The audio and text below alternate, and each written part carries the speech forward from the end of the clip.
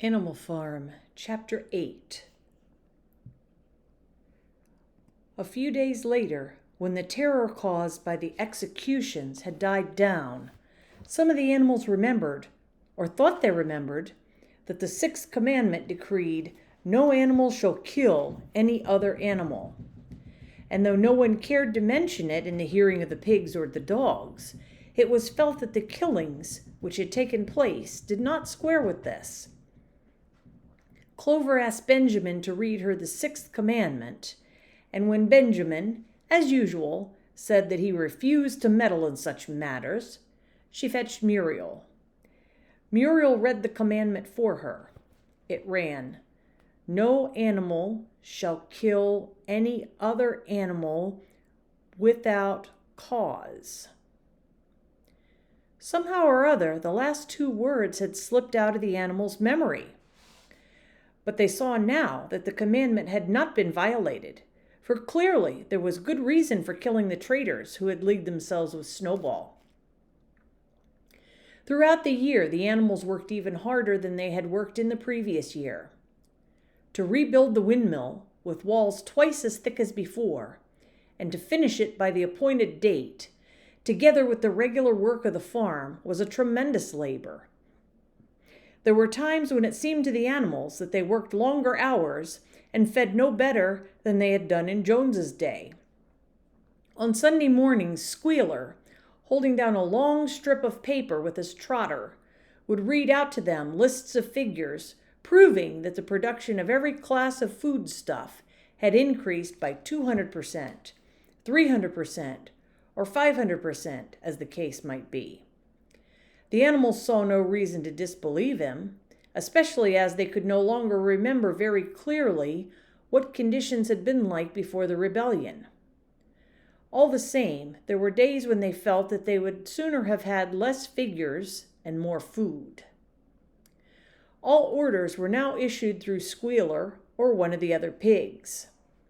Napoleon himself was not seen in public as often as once in a fortnight. When he did appear, he was attended not only by his retinue of dogs, but by a black cockerel who marched in front of him and acted as a kind of trumpeter, letting out a loud cock-a-doodle-oo before Napoleon spoke. Even in the farmhouse, it was said, Napoleon inhabited separate apartments from the others.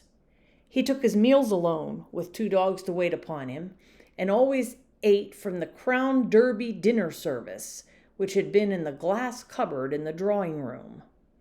It was also announced that the gun would be fired every year on Napoleon's birthday, as well as on the other two anniversaries. Napoleon was now never spoken of simply as Napoleon. He was always referred to in formal style as our leader, Comrade Napoleon, and the pigs liked to invent for him such titles as Father of all animals, Terror of mankind, Protector of the sheepfold, Duckling's friend, and the like. In his speeches, Squealer would talk with the tears running down his cheeks of Napoleon's wisdom, the goodness of his heart, and the deep love he bore to all animals everywhere, even and especially the unhappy animals who still lived in ignorance and slavery on other farms. It had become usual to give Napoleon the credit for every successful achievement and every stroke of good fortune. You would often hear one hen remark to another, "Under the guidance of our leader, Comrade Napoleon, I have laid 5 eggs in 6 days." Or two cows, enjoying a drink at the pool, would exclaim, "Thanks to the leadership of Comrade Napoleon, how excellent this water tastes." The general feeling on the farm was well expressed in a poem entitled Comrade Napoleon, which was composed by Minimus, and which ran as following: "Friend of fatherless, fountain of happiness," so on.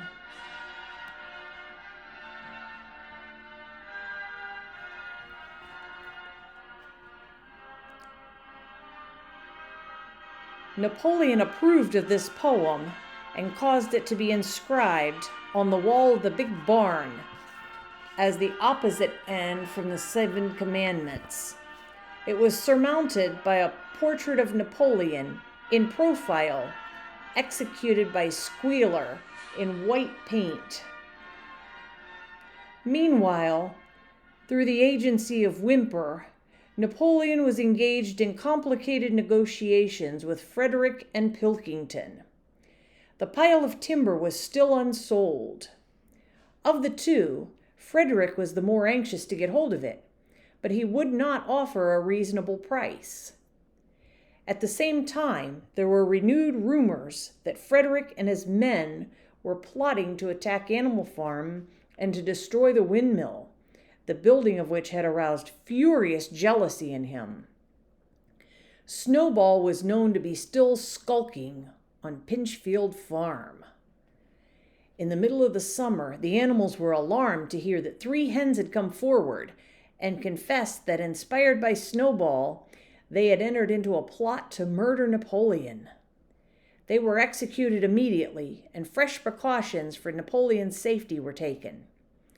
4 dogs guarded his bed at night, 1 at each corner, and a young pig named Pink Eye was given the task of tasting all his food before he ate it, lest it should be poisoned.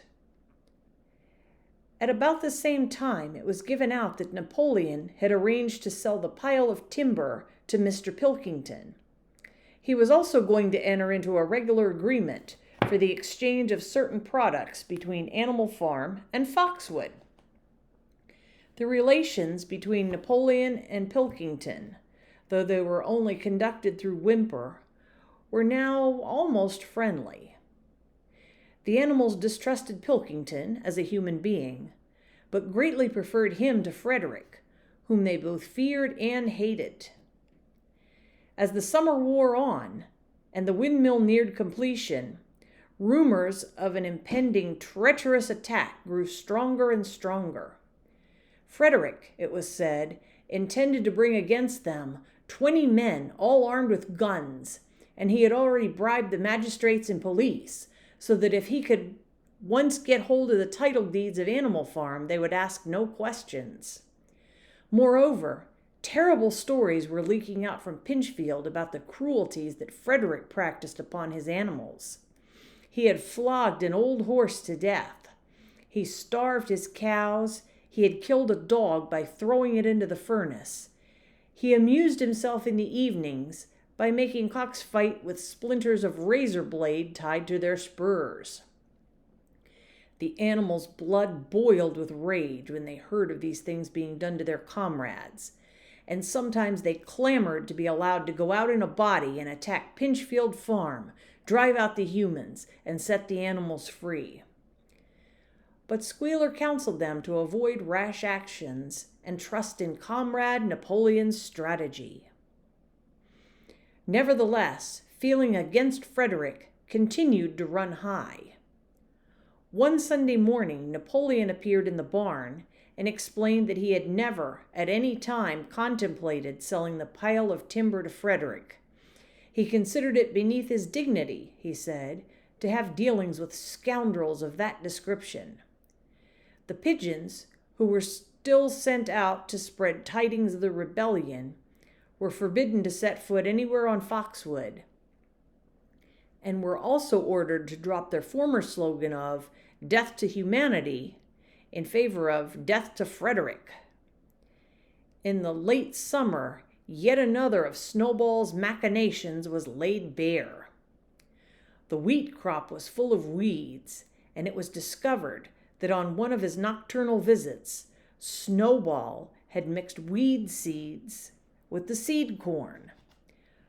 A gander who had been privy to the plot had confessed his guilt to Squealer and immediately committed suicide by swallowing deadly nightshade berries.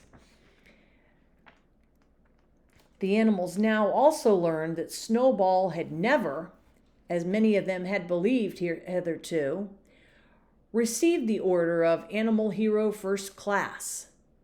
This was merely a legend, which had been spread some time after the Battle of the Cowshed by Snowball himself.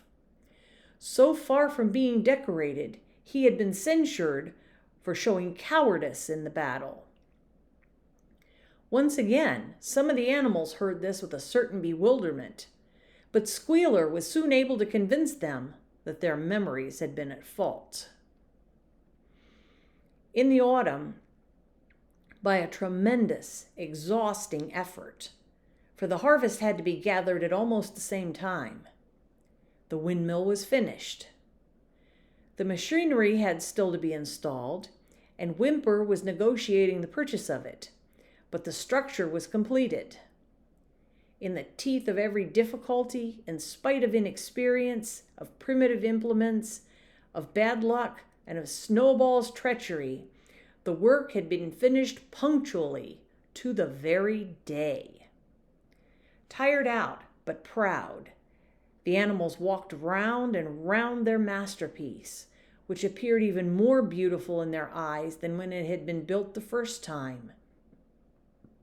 Moreover, the walls were twice as thick as before. Nothing short of explosives would lay them low this time. And when they thought of how they had labored, what discouragements they had overcome, and the enormous difference that would be made in their lives when the sails were turning and the dynamos running, when they thought of all this, their tiredness forsook them, and they gamboled round and round the windmill, uttering cries of triumph. Napoleon himself, attended by his dogs and his cockerel, came down to inspect the completed work. He personally congratulated the animals on their achievement and announced that the mill would be named Napoleon Mill. 2 days later, the animals were called together for a special meeting in the barn. They were struck dumb with surprise when Napoleon announced that he had sold the pile of timber to Frederick. Tomorrow, Frederick's wagons would arrive and begin carting it away. Throughout the whole period of his seeming friendship with Pilkington, Napoleon had really been in secret agreement with Frederick. All relations with Foxwood had been broken off.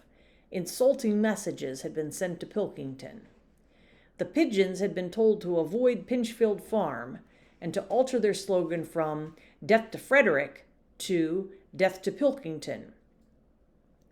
At the same time, Napoleon assured the animals that the stories of an impending attack on Animal Farm were completely untrue, and that the tales about Frederick's cruelty to his own animals had been greatly exaggerated. All these rumors had probably originated with Snowball and his agents. It now appeared that Snowball was not, after all, hiding on Pinchfield Farm, and in fact had never been there in his life. He was living, in considerable luxury, so it was said, at Foxwood, and had, in reality, been a pensioner of Pilkington for years past. The pigs were in ecstasies over Napoleon's cunning. By seeming to be friendly with Pilkington, he had forced Frederick to raise his price by 12 pounds. But the superior quality of Napoleon's mind, said Squealer, was shown in the fact that he trusted nobody, not even Frederick. Frederick had wanted to pay for the timber with something called a check, which it seemed was a piece of paper with a promise to pay written on it. But Napoleon was too clever for him. He had demanded payment in real 5-pound notes, which were to be handed over before the timber was removed. Already, Frederick had paid up, and the sum he had paid was just enough to buy the machinery for the windmill. Meanwhile, the timber was being carted away at high speed. When it was all gone, another special meeting was held in the barn for the animals to inspect Frederick's banknotes. Smiling beatifically and wearing both his decorations, Napoleon reposed on a bed of straw on the platform, with the money at his side, neatly piled on a china dish from the farmhouse kitchen. The animals filed slowly past, and each gazed his fill. And Boxer put out his nose to sniff at the banknotes, and the flimsy white thing stirred and rustled in his breath. 3 days later, there was a terrible hullabaloo. Whymper, his face deadly pale, came racing up the path on his bicycle, flung it down in the yard, and rushed straight into the farmhouse. The next moment, a choking roar of rage sounded from Napoleon's apartments. The news of what had happened sped round the farm like wildfire. The banknotes were forgeries. Frederick had got the timber for nothing. Napoleon called the animals together immediately, and in a terrible voice pronounced the death sentence upon Frederick. When captured, he said, Frederick should be boiled alive. At the same time, he warned them that after this treacherous deed, the worst was to be expected. Frederick and his men might make their long-expected attack at any moment. Sentinels were placed at all the approaches to the farm. In addition, 4 pigeons were sent to Foxwood with a conciliatory message, which it was hoped might reestablish good relations with Pilkington. The very next morning the attack came. The animals were at breakfast when the lookouts came racing in with the news that Frederick and his followers had already come through the 5-barred gate. Boldly enough, the animals sallied forth to meet them, but this time they did not have the easy victory that they had had in the Battle of the Cowshed. There were 15 men with half a dozen guns between them, and they opened fire as soon as they got within 50 yards. The animals could not face the terrible explosions and the stinging pellets, and in spite of the efforts of Napoleon and Boxer to rally them, they were soon driven back. A number of them were already wounded. They took refuge in the farm buildings and peeped cautiously out from chinks and knotholes. The whole of the big pasture, including the windmill, was in the hands of the enemy. For the moment, even Napoleon seemed at a loss. He paced up and down without a word, his tail rigid and twitching. Wistful glances were set in the direction of Foxwood. If Pilkington and his men would help them, the day might yet be won. But at this moment the 4 pigeons, who had been sent out on the day before, returned, one of them bearing a scrap of paper from Pilkington. On it was penciled the words, "Serves you right." Meanwhile, Frederick and his men had halted about the windmill. The animals watched them, and a murmur of dismay went around. 2 of the men had produced a crowbar and a sledgehammer. They were going to knock the windmill down. "Impossible!" cried Napoleon. "We have built the walls far too thick for that. They could not knock it down in a week. Courage, comrades!" But Benjamin was watching the movements of the men intently. The 2 with the hammer and the crowbar were drilling a hole near the base of the windmill. Slowly, and with an air almost of amusement, Benjamin nodded his long muzzle. "I thought so," he said. "Do you not see what they are doing? In another moment, they are going to pack blasting powder into that hole." Terrified, the animals waited. It was impossible now to venture out of the shelter of the buildings. After a few minutes, the men were seen to be running in all directions. Then there was a deafening roar. The pigeons swirled into the air, and all the animals except Napoleon flung themselves flat on their bellies and hid their faces. When they got up again, a huge cloud of black smoke was hanging where the windmill had been. Slowly the breeze drifted it away. The windmill had ceased to exist. At this sight, the animals' courage returned to them. The fear and despair they had felt a moment earlier were drowned in their rage against this vile, contemptible act. A mighty cry for vengeance went up, and without waiting for further orders, they charged forth in a body and made straight for the enemy. This time they did not heed the cruel pellets that swept over them like hail. It was a savage, bitter battle. The men fired again and again, and when the animals got to close quarters, lashed out with their sticks and their heavy boots. A cow, 3 sheep, and 2 geese were killed, and nearly everyone was wounded. Even Napoleon, who was directing operations from the rear, had the tip of his tail chipped by a pellet.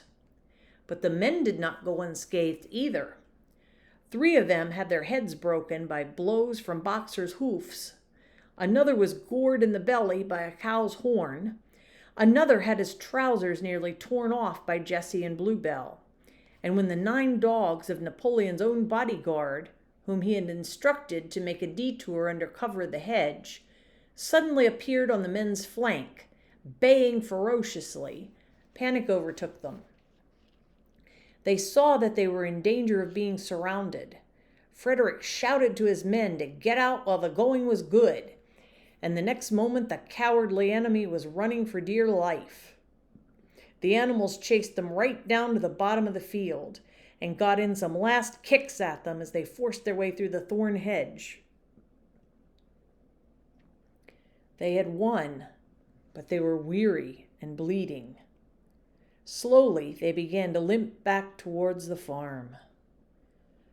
The sight of their dead comrades, stretched upon the grass, moved some of them to tears, and for a little while they halted in sorrowful silence at the place where the windmill had once stood.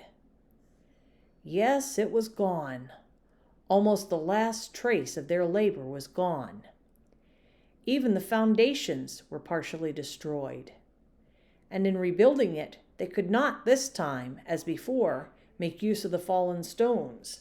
This time the stones had vanished too.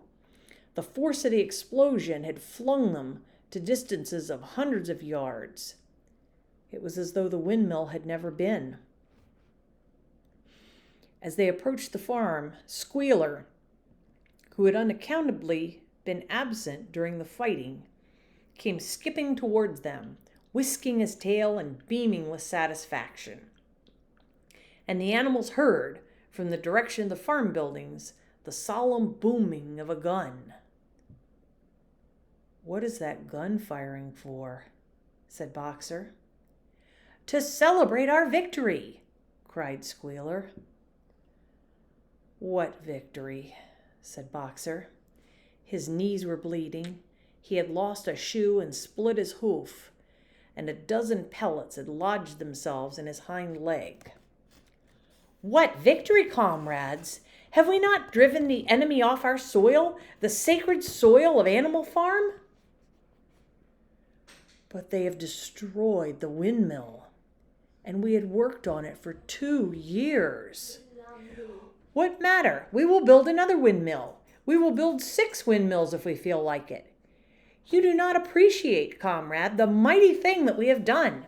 The enemy was in occupation of this very ground that we now stand upon. And now, thanks to the leadership of Comrade Napoleon, we have won every inch of it back again."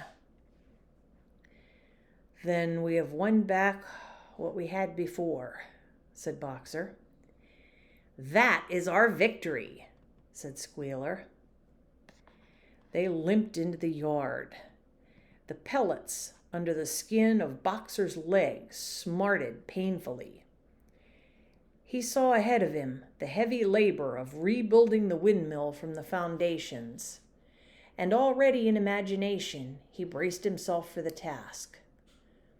But for the first time it occurred to him that he was 11 years old, and that perhaps his great muscles were not quite what they once had been. But when the animals saw the green flag flying and heard the gun firing again, 7 times it was fired in all, and heard the speech that Napoleon made, congratulating them on their conduct, it did seem to them, after all, that they had won a great victory. The animals slain in the battle were given a solemn funeral. Boxer and Clover pulled the wagon, which served as a hearse, and Napoleon himself walked at the head of the procession.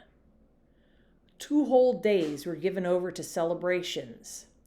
There were songs, speeches, and more firing of the gun, and a special gift of an apple was bestowed on every animal, with 2 ounces of corn for each bird and 3 biscuits for each dog.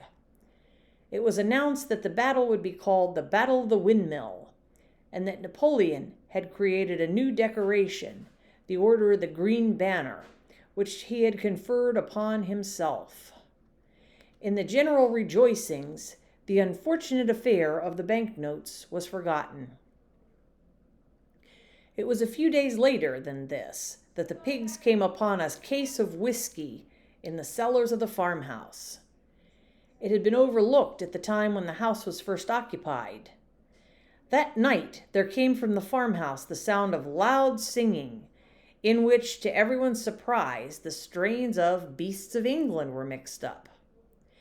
At about 9:30, Napoleon, wearing an old bowler hat of Mr. Jones's, was distinctly seen to emerge from the back door, gallop rapidly round the yard, and disappear indoors again. But in the morning, a deep silence hung over the farmhouse. Not a pig appeared to be stirring.